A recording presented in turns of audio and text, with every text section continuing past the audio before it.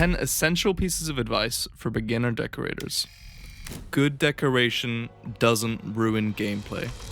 One of the most common complaints you'll hear from players when playing popular levels, especially demons, is that the decoration tends to make the levels harder than it actually is. Fortunately, most levels have decoration that does not interfere with the gameplay enough to make it illegible, but for the few that do, they're absolutely despised by the people playing it.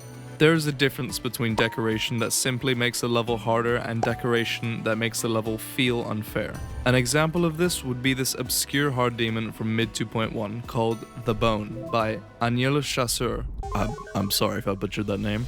The level is somewhat fine in terms of readability, and then you get to the climax and the drop of the level, and there's just so many flash overlays and they last a pretty long time. Combine that with the deco also flashing at the same time and the level just moving all over the place, and you basically get a memory part with how unreadable it is. For my next example, I'll pick a random modern level from 2.0, which would be 2011 by Valent Insanity. Now, let's look at a video of the level.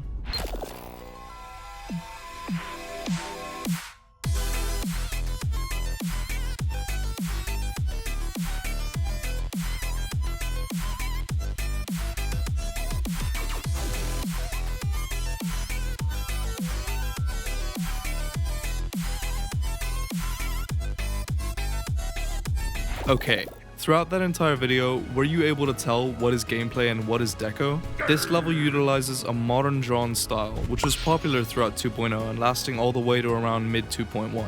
If you've played these levels, you'll likely know that a lot of them suffer from the lack of contrast between the background/decoration and the gameplay itself, which makes it hard to tell what's an actual obstacle and what's just part of the decoration. The general rule is to simply ensure that the players are able to discern between the decoration and the actual gameplay. When over-decoration starts to interfere with the gameplay, it only serves to make your level less enjoyable to be played. Something that I always do in my levels is that I will add some low opacity back glow to all my obstacles, just to add that slight contrast between it and the decoration. Alternatively, just having a distinctly different colors or brightness between the decoration and gameplay also helps. These are just two examples of what you can do to ensure contrast between the decoration and gameplay. Ultimately, how you achieve contrast will all depend on your style of decoration. Experiment with objects. When you're looking for objects to use when decorating,